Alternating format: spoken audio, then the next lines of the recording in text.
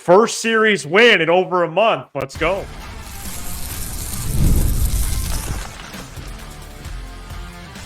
You are Locked On Cubs, your daily Chicago Cubs podcast. Part of the Locked On Podcast Network, your team every day. You are Locked On Cubs, part of the Locked On Podcast Network, your team every day. Alongside Sam Olber, I'm Matt Cozy. Sam and I are lifelong fans taking our passion into discussion with you on all things Cubs. Thank you for being part of the show and making us your first listen today. And the best way you can help us grow the show is to listen every day, like the video, and comment anything below. Today's episode is presented by Tax Network USA. Did you know that it's never too late to resolve your tax issues with the IRS? Don't wait. Reduce your tax debt and get help from a team of licensed tax pros by calling 1-800-549-1000 or visiting tnusa.com/lockdown. Cubs hold on for a 6-5 win over the Giants on Wednesday. First three-game series win since May 13th against the Pirates. 1964. They had lost 9 of 10 series entering this one. Cubs now 36-39 overall. Kyle Hendricks and Dansby Swanson were the highlights in this one, helping push the Cubs to the series victory. Hendricks 1 run on 2 hits, 1 walk, and 5 2/3, while striking out 8. Swanson 2 for 4 with a homer and 3 RBI. And this one will recap all the performances, all the great things from this one and the entire game, of course. Sam, it's nice to see the Cubs get this win, and maybe yesterday really was a turning point. There's no turning, but just win baseball games, okay? Enough with the turning points and what day's this and could this do it. Just stack up baseball wins. That's all you got to do. There's no one specific turning point. This isn't, something like that. It's not, it's not like that. Just win baseball games. That's the turning point, winning baseball games. Got it. The Cubs, write that one down. Winning baseball games. Okay. The Cubs won their first 3-game series since the great Willie Mays made his 1954 over-the-shoulder catch in the World Series, maybe the most famous catch in baseball history. I might do I might do a couple more Willie Mays references the rest of this week. One of the best players of all time. Let's start with the fact that what's the date, Matt? June 18th. June 19th today. Let's start with the fact that it's June 19th today, and school's supposed to be out, but class was sure in session on Wednesday afternoon when Kyle Hendricks, a lot of people left him, to be off this team, and lo and behold, he came through today and delivered an absolute gem of a performance. If it wasn't for a botched double play ball, it would have been 6 shutout for the professor. He has earned himself another start over at the Bay next week, and he was tremendous today. He deserves a lot of credit for that. Offensively, the Cubs had a lot of activity today. They lacked the big hit for the first 7+ innings of this ball game. Bases loaded, no outs, could not score. They pressed with runners in scoring position. Ian Happ continued to stay hot. And then the big offensive story outside of Michael Busch and Ian Happ today was that Dansby Swanson drove another home run to the opposite field. And then I thought much more importantly and more impressively, got the big bases loaded 2 outs, 0-2 2-run single, which at the time felt like it busted this thing open and that the headline was going to be the Chicago Cubs with their first comfortable win since that series in Atlanta. But instead, Mark Leiter Jr. came in, and he has lost the splitter for the second consecutive season. Loaded the bases, and then my guy, Tyson Miller, hangs a slider to Soler. That ball is still going down Kenmore Ave. Be careful if you're biking on the side of the road.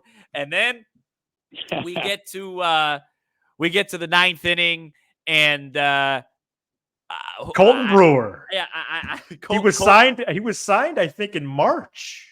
And Colton Brewer finds a way to get the job done, even though he walked a couple of guys. And the Cubs win a series, eke out a 1-run win, and hopefully have some momentum to relax this night off tomorrow, the next night off, and then come Friday, Imanaga versus Jose Quintana, and see if they can break their slump against left-handed starters. Well, yeah, great recap from you as always. Let's start with the bullpen, then go back to the offense because it's like you have two major problems on the team this year aside from injuries. And it's like, what is the biggest one? Give us a call. Is it the offense or the bullpen? It's just absolute chaos down there in the pen still. I mean, it's chaos. Where Hector Neris, I mean, it's welcoming to not see him after the debacle on Monday, but when does he pitch next? Is it even a save opportunity? Could this be a clue from counsel? I'm starting to wonder. Well, he but might he might pitch if we hang out July 4th and we're taking like BP in the backyard or something. Could do like a wiffle ball derby.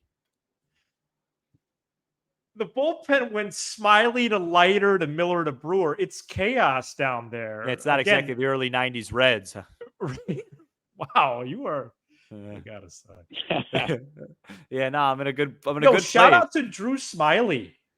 I wanted Drew Smiley to close yesterday. At least the guy will get the ball over the plate. I wanted him to close that game last week that Neris blew. Matt, he records 4 outs, 3 by strikeout. He does allow 3 runners, but no runs. Matt, you pose a great question. What's the bigger problem? And I'd like to answer it directly to you. Okay. Because of where the game is at and the lack of offense that there is in baseball all across the board, the bigger problem, as we said yesterday, especially organizationally, is not being able to build a competent bullpen. It says a lot about Jed Hoyer, Carter Hawkins, the rest of the quote pitching lab and everything there. It is embarrassing. It is. The word is embarrassing what they have to do in this bullpen. I mean, counsel, Colton Brewer's coming in there. I mean, my dad sent me a text to go, who's in right now? Right. Who is that? Buddy got the job done. He did. He cleaned it up. And hopefully in a couple of weeks, we could at least get one of Merriweather or Almonte back. I think so. I think Almonte first. Because let's transition into some positives because the show has been kind of dreary lately. Well, and I just want to say to follow up before we get to the positives. Yeah, about something about your hair. Did you get a haircut like an hour ago? Like 2 hours ago. Yeah, I could tell. Well, 3 hours ago. Okay, great. Leiter was so you got a haircut in the middle of the game. Maybe don't admit that on the show, huh? Leiter was so bad. Awful. 2 outs, man on first. He gets 0-2 to the next hitter, walks him. Next hitter, he gets 0-2, he walks him. If people aren't swinging at a splitter, he's not a major league pitcher. It's that simple. So it's unfortunate because, Miller has been so good. He's going to give up a home run at some point, and he inherited 3 guys, and Soler whacked it. Yeah, it was a terrible pick. Swanson, Horner, Happ, and Bush, all with 2 hits in this one, Sam. Happ with his 7th homer in the last 3 weeks. Bush is hitting .412 with an OBP of 500 his last 11 games. Really good things to see on the offensively again. Yeah, the only thing that today was missing was just outside of Swanson in the 8th, more big hits. I thought Bellinger really pressed with the bases loaded in that game. Wasn't a great day again for Morel, but Swanson, I think, was the big story. And, obviously it's way easier said than done. But, he had that good series in Cincinnati. What was he doing? He was driving the ball to center and right center. Yesterday, it's a home run. Where? To right center. Today, it's a home run to straightaway right. Then he gets a big 2-run single day to right field. So obviously it's easier said than done. I mean, if I would do it if I could. But, you almost would like to see him strike out at this point rather than roll the ball over to the left side because I want to see him try and get base hits to right field, try and drive the ball to right center because it seems like that's his ticket out of this season-long funk that he's in. And if he could start driving the ball, as Jed said in one of his 724 interviews this week. At least they speak, unlike the team from the South Side. Yeah, or the Bulls. I haven't heard from the Bulls president since he's been hired. Mark Eversley is like a shadow of himself. I appreciate the transparency, but he did say, he goes, Dansby's really streaky, so hopefully he gets on one of those hot streaks and it should be another really good weekend to hit this weekend. Like I said in the beginning, the one thing this offense that they continue to show signs, the one thing they haven't done a ton is hit lefty starters. You're going to face two, and I know we're going to do a Mets preview, but I can't help myself later tomorrow. Quintana and who? I think it's Peterson is that other David lefty. Peterson. Yeah, neither of them are really good. They're not overpowering lefties. Quintana's had a couple nice starts in a row, though. Great. I'm just saying. Yeah, well, so is Imanaga. But yeah, they need to win. They need to win these games, dude. They should be able to hit Quintana. Well, that's the thing. You said it to me on the phone after the game. Take this series win and please enjoy it. Enjoy it. You play another team this weekend that is in this massive clump of teams for the second and third wild card spots. Enjoy. Come in Friday at 9 a.m. loose. Yeah, 10. That's spelled Loose. Loose. And the thing is if they can, so they're up they're up 2-1 now against Frisco. They play there early next week. We'll be up till 1 a.m. every night. And if they could split that series, they get the tie break. They split already in Queens. So if they win 2 out of 3 this weekend, that's another team you get a tie break. Those are really important down the stretch. That's great. So, it's unfortunate that we're there because I'd like to be talking about being 7-8 games up in the NL Central. And, that's just that's not the case. But I just realized I won't be able to watch a lot of Friday's games, which kind of just put a little bit of a frustration into my maybe tone. a damper into it. Yeah, I won't be off till 3 that day.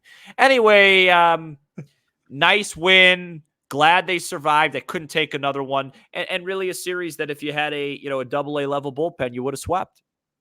Yeah, and I'm making sure to put in the title first 3-game series win because I know we'll have annoying people that would call us out on that. Well, technically they'd be right. Right. Yan Gomes, your tribe has spoken. A bit of a surprising move Wednesday morning as the Cubs swapped out catchers. We say happy trails to Gomes and welcome Thomas Nido next.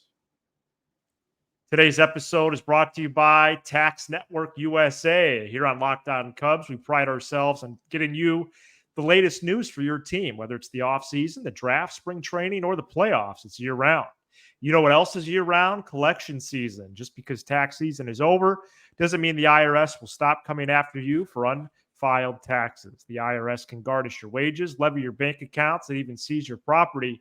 Don't let the IRS target you. Let the licensed pros and tax experts at Tax Network USA go to bat for you. With over 14 years of experience and an A-plus rating by the Better Business Bureau, Tax Network USA has saved their clients over $1 billion in tax debt. Whether you owe taxes, have complicated matters that require tax planning, or finally hit that parlay this season and need help correctly filing, call 1-800-549-1000 or visit tnusa.com/lockedon. That's tnusa.com/lockedon for Tax Network USA.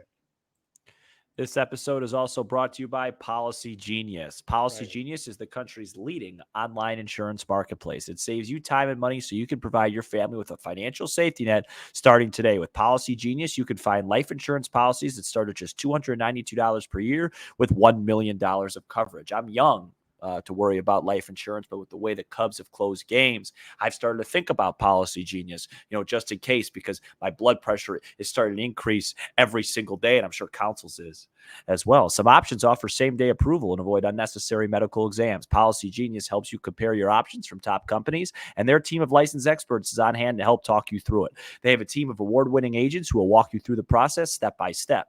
Easily compare quotes from America's top insurers in just a few clicks to find your lowest price. Check life insurance off your to-do list in no time with Policy Genius. Head to policygenius.com/lockedonmlb or click the link in the description to get your free life insurance quotes and see how much you could save. That's policygenius.com/lockedonmlb.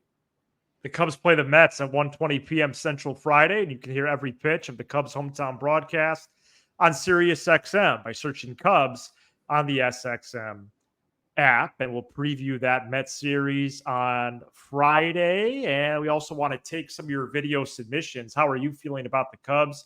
Send in a video of 2 minutes or less to locsoundoff@gmail.com. The Cubs on Wednesday signed Well, hold on. I'm getting ahead of myself. The Cubs on Wednesday designated for assignment Yan Gomes and signed Thomas Nido as the Northsiders swap catchers. This was Gomes' third season with the Cubs.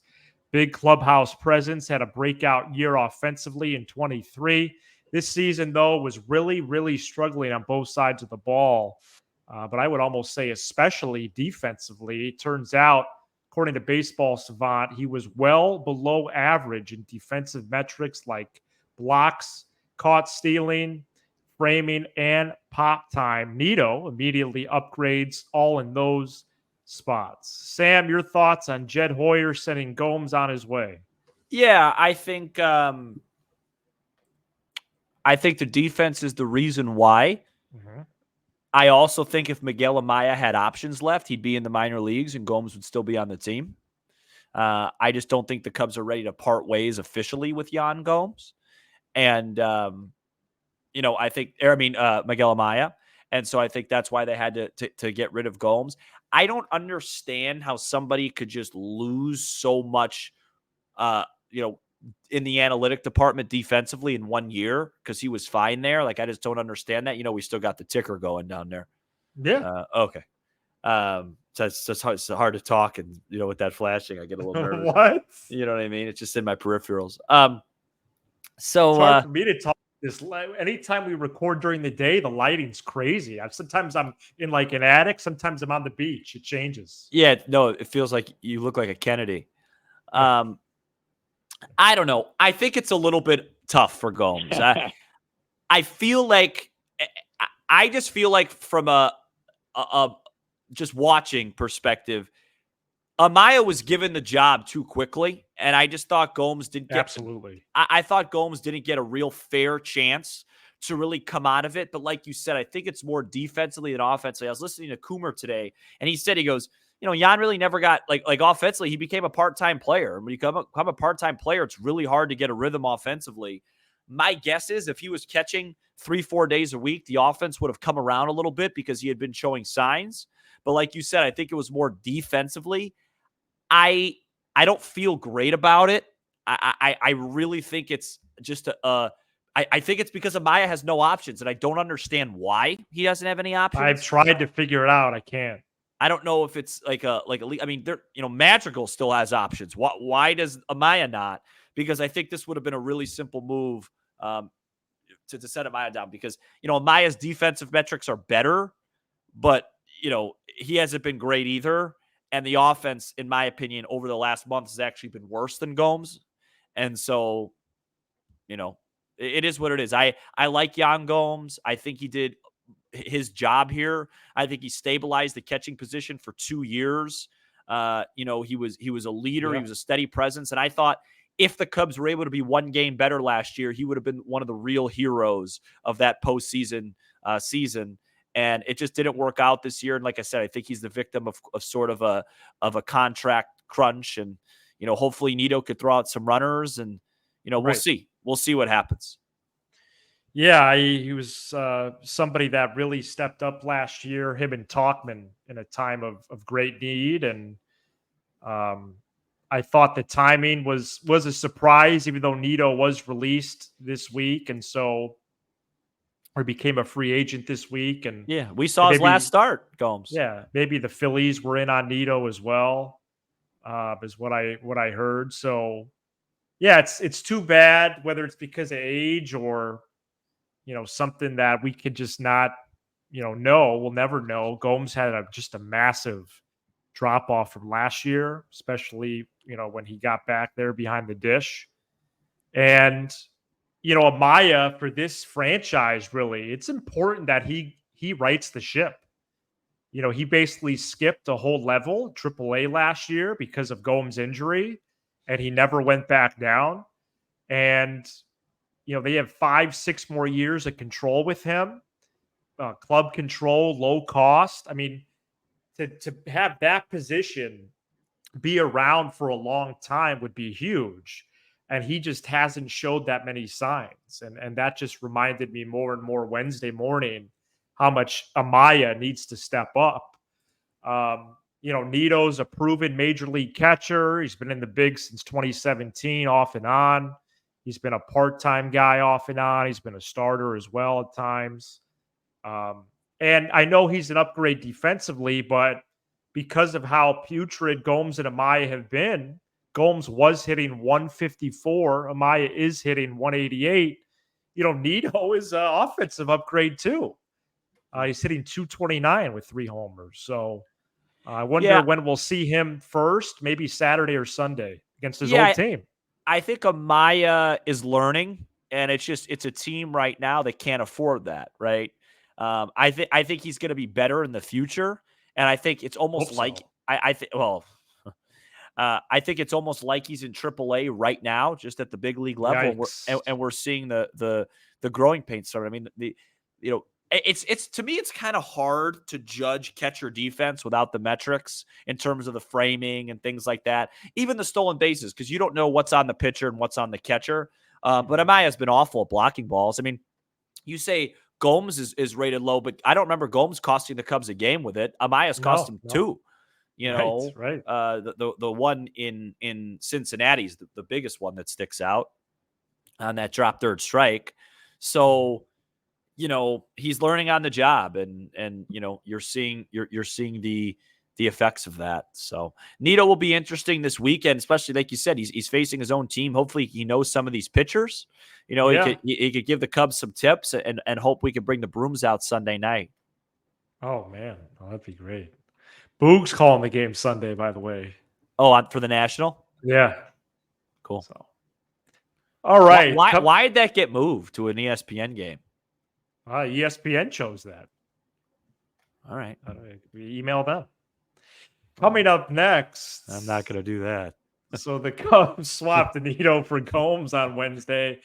I have 3 moves the Cubs should make before their next game on Friday. I'm going to give those to you next. Today's episode is brought to you by Stitch Fix. That instant confidence boost you get from an outfit that makes you look really good? That's what I get with Stitch Fix. Easily upgrade your wardrobe this year with professional stylists that helps you find new, on-trend favorites that will work for you. I just give my stylist my size, style, and budget preferences and order boxes what I want and how I want. No subscription required. And they send me 5 pieces of clothes plus outfit recommendations and pro styling advice. I keep what works and send back the rest. Stitch Fix makes it all look so easy, and they save you time and money. Plus, shipping, returns, and exchanges are always free. Style that makes you feel as good as you look. Get started today at stitchfix.com/MLB and get $20 off your first fix. That's stitchfix.com/MLB for $20 off. Stitchfix.com/MLB must redeem within 7 days of sign up with Stitch Fix. All right, here's 3 moves I would make before Friday's 1:20 first pitch against the Metropolitans. I believe that's Imanaga and Quintana, right? Yes. Did we determine that? Okay, pair of lefties. All right, so the first move I would make is to move Christopher Morel down in the order. There's no real reason, eye test or metrics that says he should be batting 2nd or 4th right now. 0. They need to move him down immediately. Your thoughts? 100% agree. It's so easy. I don't even want to elaborate. It's almost like a gimme right there. I'm going to add one, but I'm going to see if you get to it. You got 2 more to go. I'll add it when I get there. Number 2, continue to give leverage opportunities to these 3 pitchers, given the state of the bullpen. Drew Smiley, Colton Brewer, and Tyson Miller. Sure. And number 3, demote Hayden Wisniewski to AAA and call up Ethan Roberts. You want Wisniewski to be a 1-inning reliever? Okay, I guess, even though he actually had success as a starter this season. Have him work on relief in Des Moines, where the S's are silent. Meanwhile, Roberts has struck out 13 and walked 6 with 5 hits and no runs in 10 appearances. I don't disagree with any of that. I'd like to make a couple additions. Number 1, teach Morel and Horner how to hit again. Go Cubs. Number 2, keep Morel away from third. I'd like to see Bodie play more, especially against you. You got 2 lefties. You got a lefty All right, on so Friday. see Bodie play more. Just because of Morel. Not Yeah, you got Bodie, you got Quintana Friday and Peterson Sunday. So here's how the lineup should look. You don't have to have PCA in there versus a lefty. Okay. No. You should have Bodie at third, Swanson at short, Horner at second. You could do the Bush/Wisdom thing. I think Bush needs to just play. Forget it. Okay. Center field, Bellinger. Left field, Happ. Right field, Suzuki. Go Cubs. And then Morel can DH. And oh, by the way, if you want to get Wisdom in there, then put him in for Morel to DH. Don't take the bat out of Bush's hands. Go Cubs. He hit a double off a lefty today. I want him hitting. I want him hitting against lefties, righties, underhand, overhand, submariners. Keep him in the lineup right now. He's hitting. Enough with this platoon stuff. The lefty lineup only hasn't worked. We're historically bad. Mix in some lefties. Love it. And then the last thing would be to maybe have like some sort of bullpen powwow. Go Cubs. And go see like some sort of just Therapist. person. Yeah, maybe like a therapist to just like, hey, so like when we take a lead, do not walk the next 2 guys. Right. You know what I mean? Hey, when you're down 3-1 in the count and it's a 6-1 game, throw a fastball down the middle and ask the player, how far can you hit this? Instead of giving him free passes when our average fastball velocity is, wait, let me look at Craig's binder here, is like 93. Go Cubs. Gosh. And I want to sweep the Mets, by the way. I don't want to take 2 out of 3. How are you feeling about the Cubs trying out something new with Sound Off? Send in a video of 2 minutes or less to locsoundoff@gmail.com. That sounds good to me. Sam will preview that series and more for Friday. Thank you so much for checking out this edition of Locked On Cubs. You give us 20 to 30 minutes. We'll give you all things Cubs with a laugh or 2 along the way. Notice the other shows, they don't laugh. They don't have a good time. So be sure to hit subscribe on YouTube as we make the push to 10,000 subs. Sam, we're going to get that possibly before Independence Day. Yeah, it's slowed down a bit. I check it every day because I have a big surprise. Well, it's picked up the last couple weeks because I have a big surprise plan for our 10,000 subscriber. Oh, for the person that no, subs. no. Like for no, please, no more. I don't want to get myself trapped in another. I was gonna say, what are you buying this time? No more gifts after. No more gifts. I've run out of money. I just for our show, I might do something. Oh, fantastic! Yeah, it's not fantastic. We're gonna move. We're gonna move countries. And if you want more things. We're going to be doing the show from Europe different times, and we won't be able to stay up for the games. Well, we were the number 1 baseball podcast in Austria the last couple of weeks. Yeah, well, we're not moving to Austria, but and if you want more of us, you can consider supporting us by subscribing to our subscription podcast, which is called Unlocked. We're about to go record that right now.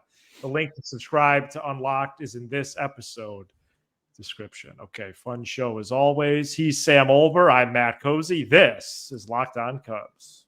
Go Cubs.